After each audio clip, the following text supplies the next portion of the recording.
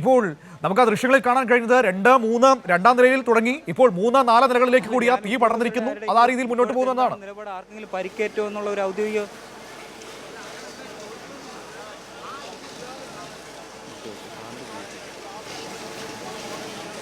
അതെ തീർച്ചയായും. കാരണം വലിയ രീതിയിലുള്ള 1.5 മണിക്കൂറിലധികമായി അഗ്നിശമന സേനാംഗങ്ങൾ ഈ ഒരു തീ വിധേയമാക്കാനുള്ള ഒരു നടപടിയുടെ പുറകെ തന്നെയാണ്.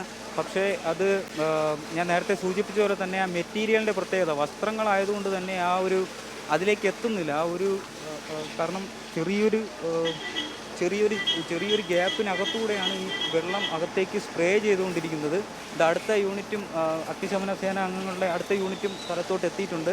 ഈ വെള്ളം തീരുന്നതിനനുസരിച്ച് ഇത്രയും ലിറ്റർ കണക്കിന് വെള്ളം ഉപയോഗിച്ചിട്ടും ആ തീ അതിൻ്റെ നിയന്ത്രണ വിധേയമാക്കാൻ നമുക്ക് സാധിച്ചിട്ടില്ല.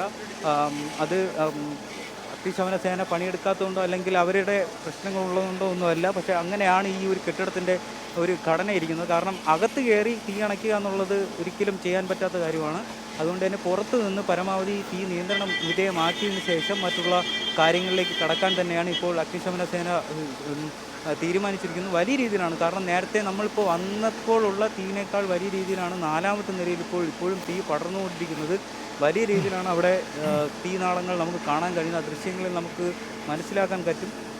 1 മണിക്കൂറിലധികമായി തുടരുന്ന ഇങ്ങനെ ഒരു പ്രശ്നം, ഈ ഒരു പ്രശ്നത്തെ പരമാവധി ലഘൂകരിച്ചുകൊണ്ട് അപകടാവസ്ഥയെ തരണം ചെയ്യാനാണ് അഗ്നിശമന സേന അംഗങ്ങൾ ഇപ്പോൾ ശ്രമിച്ചുകൊണ്ടിരിക്കുന്നത്. എന്തായാലും മറ്റുള്ള ഈ സ്ഥാപനത്തിൻ്റെ മറ്റു പ്രദേശങ്ങൾ മറ്റു ഭാഗങ്ങളിലേക്ക് തീ പടരാൻ ഉള്ള ഒരു സാഹചര്യം പരമാവധി ഒഴിവാക്കുക എന്നുള്ളത് തന്നെയാണ് തുടർച്ചയായി വെള്ളം സ്പ്രേ ചെയ്യുന്നതിലൂടെ ഉദ്യോഗസ്ഥർ ഉദ്ദേശിക്കുന്നത്.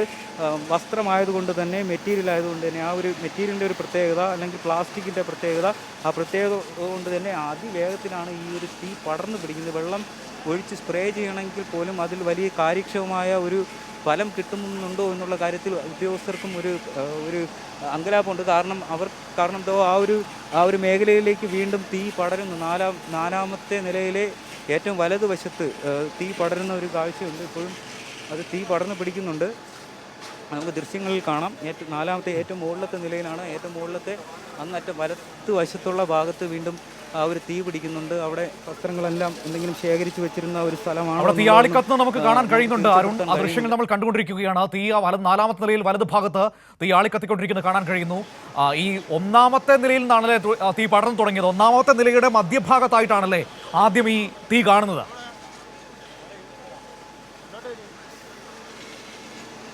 അതെ, ഇത് 4 നിലകളുള്ള ഒരു കെട്ടിടമാണ് എന്നുള്ളതാണ് നമുക്ക് മനസ്സിലാക്കാൻ. ഗോഡൗൺ ഉൾപ്പെടെ 5ാമത്തെ നില എന്തെങ്കിലും ഉണ്ടായിരിക്കാം. ഇതിൻ്റെ ഏറ്റവും താഴത്തെ നിലയിൽ നിന്നായിരുന്നു ഈ തീ ഏറ്റവും താഴത്തെ നിലയുടെ തൊട്ട് മുകളിലുള്ള നിലയിൽ നിന്നായിരുന്നു തീ പിടിച്ചത്. ആ തീ പിടിച്ച 3ാമത്തെ നിലയിൽ നിന്ന് പിടിച്ച തീ 4ാമത്തെ നിലയിലേക്കും പടരുകയായിരുന്നു. ഇതിൻ്റെ താഴെയുള്ള നിലകളെല്ലാം വളരെ കവർ ചെയ്തിരിക്കുന്ന രീതിയിലാണ് ഈ കെട്ടിടത്തിൻ്റെ രൂപകൽപ്പന ചെയ്തിരിക്കുന്നത്. 3ാമത്തെ നിലയും 4ാമത്തെ നിലയും ആണ്. ഹൈറ്റ് അനുസരിച്ച് നോക്കുകയാണെങ്കിൽ 3ഉം 4ഉം നിലകളിലാണ് ഇങ്ങനെ ഒരു വിൻഡോ ഉൾപ്പെടെയുള്ള ഒരു സജ്ജീകരണത്തോടു കൂടി അതിനെ മറച്ചുകൊണ്ടായിരുന്നു ഈ ബോർഡുകൾ ഇവിടെ നിലനിന്നിരുന്നത്. ആ ബോർഡുകളിൽ തീ പിടിച്ചത് കാരണം പ്ലാസ്റ്റിക് ബോർഡുകളായിരുന്നു, ഫ്ലെക്സിൻ്റെ സ്വഭാവമുള്ള ബോർഡുകളായിരുന്നു. അതുകൊണ്ട് തന്നെ അത് പെട്ടെന്ന് തന്നെ തീ ആളിപ്പടരുന്ന ഒരു ഇതുണ്ടായി. ഈ ഒരു അപകടത്തിൻ്റെ പ്രാഥമിക ഘട്ടത്തിൽ തന്നെ ആളുകളെ ഇടപെട്ടുകൊണ്ട് ജീവനക്കാരെ എല്ലാം ഫയർഫോഴ്സിന് എളുപ്പം കടന്നു വരാൻ പറ്റുന്ന ഒരു പ്രദേശമാണോ ഈ ബിൽഡിംഗ് നിൽക്കുന്നത്? അരുൺ, അത്തരത്തിൽ എന്തെങ്കിലും തടസ്സങ്ങൾ ഉണ്ടായിരുന്നോ? വാഹനങ്ങൾ കടന്നു വരാനോ അതല്ലെങ്കിൽ അങ്ങോട്ടേക്ക് എത്തിപ്പെടാനോ അങ്ങനെയുള്ള തടസ്സങ്ങൾ വല്ലതുമുണ്ടോ?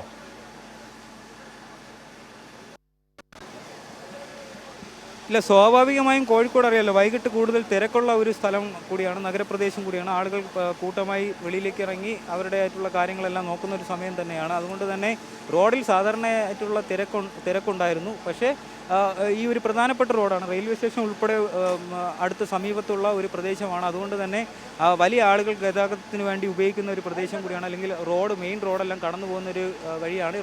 മെയിൻ റോഡിൽ നിന്ന് മാറി ഒരു സബ് റോഡ്, അതെല്ലാം ഫയർഫോഴ്സ് എഞ്ചിൻ കടന്നു വരാനുള്ള എല്ലാം സജ്ജീകരണങ്ങളുള്ള ഒരു സ്ഥലം തന്നെയാണ്. അങ്ങനെയൊന്നും രക്ഷാപ്രവർത്തനം വൈകിട്ടില്ല. കടന്നു വരാൻ താമസിച്ചതിന് ശേഷം അങ്ങനെ എന്തെങ്കിലും തരത്തിൽ രക്ഷാപ്രവർത്തനത്തെ ബാധിച്ചിട്ടില്ല. പക്ഷേ ഇപ്പോൾ നിലവിൽ ഒരു യൂണിറ്റാണ് ഇപ്പോൾ ഇവിടെ ഉള്ളത്. നേരത്തെ ഉണ്ടായിരുന്ന യൂണിറ്റുകളിൽ വെള്ളം തീർന്നതിനനുസരിച്ച് അവർ വീണ്ടും വെള്ളം റീഫില്ല് ചെയ്യാനുള്ള പ്രവൃത്തിയാണ് ഇപ്പോൾ നടന്നുകൊണ്ടിരിക്കുന്നത്. ഇപ്പോൾ നിലവിലുള്ള യൂണിറ്റിൽ നിന്ന് പരമാവധി വെള്ളം അപകട സ്ഥലത്തേക്ക് ചീറ്റിച്ചുകൊണ്ട് ആ തീ നിയന്ത്രണം ആക്കാനുള്ള ഒരു ശ്രമം തന്നെയാണ്, കൊടിയ ശ്രമം തന്നെയാണ് ഫയർഫോഴ്സ് നടത്തിക്കൊണ്ടിരിക്കുന്നത്. നമ്മൾ ഇപ്പോൾ ആ ദൃശ്യങ്ങൾ പരിശോധിച്ചാൽ അറിയാം, 4ാമത്തെ നിലയിൽ വലതുവശത്തുണ്ടായിരുന്ന തീ ഒരുവിധം നിയന്ത്രണ വിധേയമാക്കാൻ പടർന്നു പിടിച്ച ആ ഒരു ഭാഗത്ത് വെള്ളം ചീറ്റിയത് കാരണം ആ ഒരു തീയിനെ നിയന്ത്രണ വിധേയമാക്കാനുള്ള ഒരു ശ്രമത്തിൽ അഗ്നിശമന സേന വിജയിച്ചു എന്ന് തന്നെ കാണാം.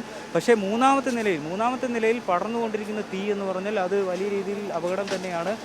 കാരണം അവിടെ സൂക്ഷിച്ചിരിക്കുന്ന അല്ലെങ്കിൽ തറയിൽ ഇട്ടിരിക്കുന്ന മാറ്റ് അല്ലെങ്കിൽ അവിടെയുള്ള വസ്ത്രശേഖരമെല്ലാം വലിയ രീതിയിൽ കത്തിക്കൊണ്ടിരിക്കുന്നു. അത് വലിയ രീതിയിൽ തന്നെയാണ് കത്തിക്കൊണ്ടിരിക്കുന്നത്. പുകപടലങ്ങളെല്ലാം പുറത്തേക്ക് വമിച്ചുകൊണ്ടുള്ള ഒരു തീ കത്തുന്ന ഒരു കാഴ്ച തന്നെയാണ് ഇവിടെ ഇരിക്കുന്നത്. വലിയ രീതിയിലുള്ള ഒരു നാശനഷ്ടം ഉണ്ടാകാനുള്ളൊരു സാധ്യത തള്ളിക്കളയാൻ കഴിയില്ല. കാരണം വസ്ത്രത്തെ ശേഖരിച്ച് വെച്ചിരിക്കുന്ന റാക്കുകൾക്കാണ് ഇത് തീ പിടിച്ചിരിക്കുന്നത്. കൂടാതെ അലമാരയിൽ ഉണ്ടായിരുന്ന വസ്തുക്കൾ ഉൾപ്പെടെയുള്ളവർക്ക് തീ പിടിച്ചിട്ടുണ്ടാവും. ഇത് ഒരു ജയലക്ഷ്മി ബ്രൈഡൽ കളക്ഷൻ ആയതുകൊണ്ട് തന്നെ അവർ വസ്ത്രങ്ങൾ മാത്രം ഉണ്ടാവില്ല, മറ്റ് കോസ്മെറ്റിക്സുകളും ഉണ്ടായിരിക്കാം. അപ്പോൾ അതുകൊണ്ട് തന്നെ അത് തീ പിടിക്കാനുള്ള സാധ്യത വർദ്ധിപ്പിക്കുകയും ചെയ്യുന്നുണ്ട്. എന്തായാലും ഈ 3ാമത്തെ നിലയിലുള്ള തീയാണ് ഇപ്പോൾ നമുക്കത് അതിലൊരു തീരുമാനം ഉണ്ടാവേണ്ട ഒരു സാഹചര്യത്തിൽ നിൽക്കുന്നത്. കാരണം അതിനെ നിയന്ത്രിച്ചാൽ മാത്രമേ ആ ദൃശ്യമാണോ അരുൺ ഇപ്പോൾ നമ്മൾ കണ്ടുകൊണ്ടിരിക്കുന്നത്? 3ാമത്തെ നിലയിൽ കൂടുതൽ ശക്തമായി തീ ആളിക്കത്തുന്ന ആ ദൃശ്യമാണോ ഇപ്പോൾ നമ്മൾ സ്ക്രീനിൽ കാണുന്നത്? അതെ.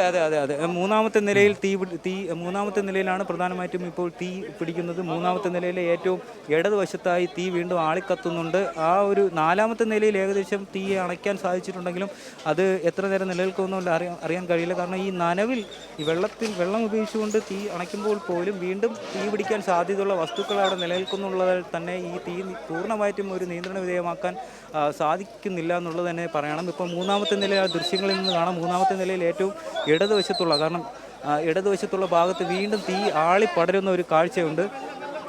അത് നിയന്ത്രണ വിധേയമാക്കിയില്ലെങ്കിൽ വീണ്ടും 4ാമത്തെ നിലയിലേക്ക് വീണ്ടും ആ തീ അടുത്ത ഫയർഫോഴ്സ് ഇപ്പോൾ വെള്ളവുമായി എത്തിയതാണോ നമ്മളിപ്പോൾ സ്ക്രീനിൽ കണ്ടത് ആ ദൃശ്യം?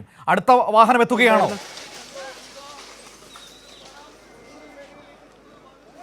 മനു, ഇപ്പോൾ ഇവിടെ നിലവിൽ ഇപ്പോൾ ഉള്ളത് 3 യൂണിറ്റുകളായിരുന്നു. അതിൽ 2 യൂണിറ്റുകൾ വെള്ളം റീഫിൽ ചെയ്യാൻ വേണ്ടി പോയിട്ടുണ്ട്. ഇപ്പോൾ നിലവിൽ 1 യൂണിറ്റാണ് ഉള്ളത്. അത് ബീച്ച് റോഡിലുള്ള യൂണിറ്റുകളാണ്. ഈ തീപിടുത്തം ഉണ്ടായതിൻ്റെ ഫലമായി അരുൺ ഒന്ന് സൂക്ഷിക്കുക.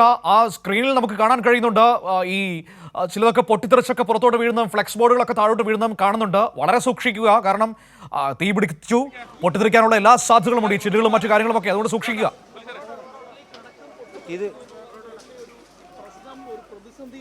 അതെ.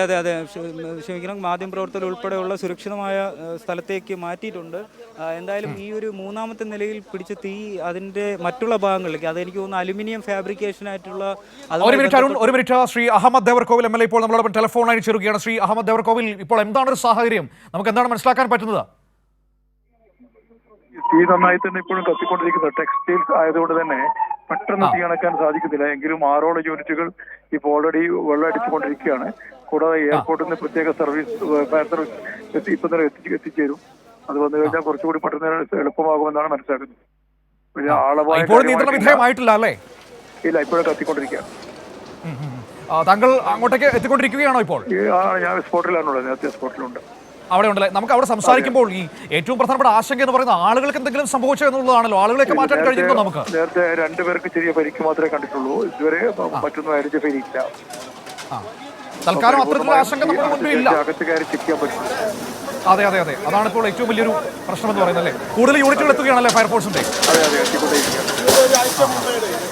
Okay, thank you. ഈ അവസരത്തിൽ സംസാരിച്ചതാണ്. ഇപ്പോൾ കൂടുതൽ ഫയർഫോഴ്സ് യൂണിറ്റുകൾ എത്തുന്നു. പക്ഷേ തീ ആളിക്കത്തുന്ന ദൃശ്യങ്ങളിൽ നമ്മളത് കണ്ടുകൊണ്ടിരിക്കുകയാണ്. തീ ആളിക്കത്തുമ്പോഴുള്ള ഏറ്റവും ഗൗരവതരമായ സാഹചര്യം എന്ന് പറയുന്നത് ഈ ചില്ലുകൾ പൊട്ടിത്തെറിക്കുന്നു. അവിടുത്തെ ഈ ബിൽഡിംഗ് അലങ്കരിച്ചിരുന്നത്, അതായത് പുതിയ മോഡൽ ബിൽഡിംഗ് ആണല്ലോ, അപ്പോൾ അതിലെ പല ഭാഗങ്ങളും ഇതിങ്ങോട്ട് പൊട്ടിത്തെറിച്ച് പുറത്തേക്ക് വീഴുന്നത് കാണാൻ കഴിയുന്നുണ്ട്. അത് ഏറ്റവും ഗൗരവതരമായ സാഹചര്യമാണ്. 2 പേർക്ക് പരിക്കേറ്റിട്ടുണ്ട് എന്നാണ് ഇപ്പോൾ MLA നമ്മളോട് പറയുന്നത്. അതിനപ്പോൾ ഒന്നും നമുക്ക് അറിഞ്ഞുകൂടാ. കാരണം ഈ തീ ഇങ്ങനെ ആളിക്കത്തുകയാണ്. ആ ദൃശ്യങ്ങളിൽ പ്രിയപ്പെട്ട പ്രേക്ഷകരെ കാണാൻ കഴിയുന്നുണ്ട് നമുക്ക് എത്രമാത്രം ഭീകരമായ ഒരു അന്തരീക്ഷമാണ് ഇപ്പോൾ കോഴിക്കോട് ജയലക്ഷ്മി സിൽക്സിൽ ഉണ്ടായിരിക്കുന്നത് എന്ന്. തീ ഇടിച്ച് പലതും പൊട്ടിത്തെറിച്ച് താഴേക്ക് വീഴുന്ന കാണാൻ കഴിയുന്നുണ്ട്. പക്ഷേ ഒരു പരിധിവരെ അണയ്ക്കാൻ കഴിഞ്ഞിട്ടുണ്ട് എങ്കിൽ പോലും ഇപ്പോഴും നിയന്ത്രണ വിധേയമല്ല എന്നതാണ് ഇപ്പോൾ മനസ്സിലാക്കാൻ കഴിയുന്നത്. ഫയർഫോഴ്സ് അവരുടെ കഴിവിൻ്റെ 100% ശ്രമിച്ചുകൊണ്ടിരിക്കുകയാണ്. ഇപ്പോൾ കൂടുതൽ ആധുനിക സംവിധാനങ്ങളുള്ള എയർപോർട്ടിലെ ഫയർഫോഴ്സ് സംവിധാനം കൂടി അങ്ങോട്ടേക്ക് എത്തിക്കൊണ്ടിരിക്കുന്നു എന്നാണ് MLA നമ്മളോട് വ്യക്തമാക്കിയത്. നഗരത്തിന് പുറത്തുനിന്ന് യൂണിറ്റുകൾ വരുന്നു. വിമാനത്താവളത്തിലെ അടിയന്തര സാഹചര്യങ്ങൾ ഉപയോഗിക്കുന്ന ഏറ്റവും ആധുനികമായ സംവിധാനങ്ങളുള്ള യൂണിറ്റ് കൂടി സ്ഥലത്തേക്ക് എത്തുന്നു. വളരെ വേഗം അത് അങ്ങോട്ടേക്ക് എത്തുമെന്നാണ് മനസ്സിലാക്കാൻ കഴിയുന്നത്. അതുകൂടി എത്തുന്നതോടുകൂടി കുറച്ചുകൂടി വേഗത്തിൽ ഈ തീയണക്കൽ പ്രക്രിയ നടക്കും. ഏതായാലും ഇപ്പോൾ കോഴിക്കോട് ജയലക്ഷ്മി സിൽക്സിൽ തീയണയ്ക്കുന്നതിനുള്ള വലിയ ശ്രമങ്ങൾ നടന്നുകൊണ്ടിരിക്കുകയാണ്. ആ ദൃശ്യങ്ങൾ നമ്മൾ തത്സമയം ഇപ്പോൾ സ്ക്രീനിൽ കാണുന്നു. ഏതായാലും വലിയൊരു തീയാണ് ആളിപ്പടർന്നത്. 1ാമത്തെ നിലയിലാണ് തീ പിടിക്കുന്നത്. 1ാമത്തെ നിലയുടെ മധ്യഭാഗത്താണ് തീ പിടിക്കുന്നത്. അതിനുശേഷം 2, 3, 4 നിലകളിലേക്ക് ആ തീ വ്യാപിക്കുകയായിരുന്നു. നമുക്കറിയാം ജയലക്ഷ്മി പോലുള്ളൊരു വലിയ ഷോറൂമാകുമ്പോൾ സ്വാഭാവികമായും ഒരുപാട് സ്റ്റോക്ക് ഉണ്ടാകും. തുണി മാത്രമല്ല, ഈ പറയുന്നത് പോലെ അത് പാക്ക് ചെയ്ത് കൊടുക്കാനുള്ള കവറുകളും മറ്റു കാര്യങ്ങളും ഒക്കെ ഉണ്ടാകും. അപ്പോൾ തീ പിടിക്കാനുള്ള സാധ്യതയുള്ള ഉപകരണം അല്ലെങ്കിൽ വസ്തുക്കൾ കൂടുതലുണ്ടാകും. അതുകൊണ്ട് തന്നെയാണ് ഒരു ഭാഗത്ത് തീ അണയ്ക്കുമ്പോൾ മറുഭാഗത്ത് തീ ആളിപ്പിടിക്കുന്ന ഒരു സാഹചര്യം നമുക്കിവിടെ കാണാൻ കഴിയുന്നത്. ഏതായാലും ഇപ്പോൾ MLA പറയുന്നതനുസരിച്ച് 5 യൂണിറ്റ് ഫയർഫോഴ്സ് ഉണ്ടെന്നാണ് അറിയാൻ കഴിയുന്നത്. ഏതായാലും ആ ഫയർഫോഴ്സ് യൂണിറ്റുകൾ തീ അണയ്ക്കുന്നതിനുള്ള ശക്തമായ ശ്രമങ്ങൾ നടത്തിക്കൊണ്ടിരിക്കുകയാണ്. ആ ദൃശ്യങ്ങൾ നമുക്ക് കാണാൻ കഴിയുന്നുണ്ട്.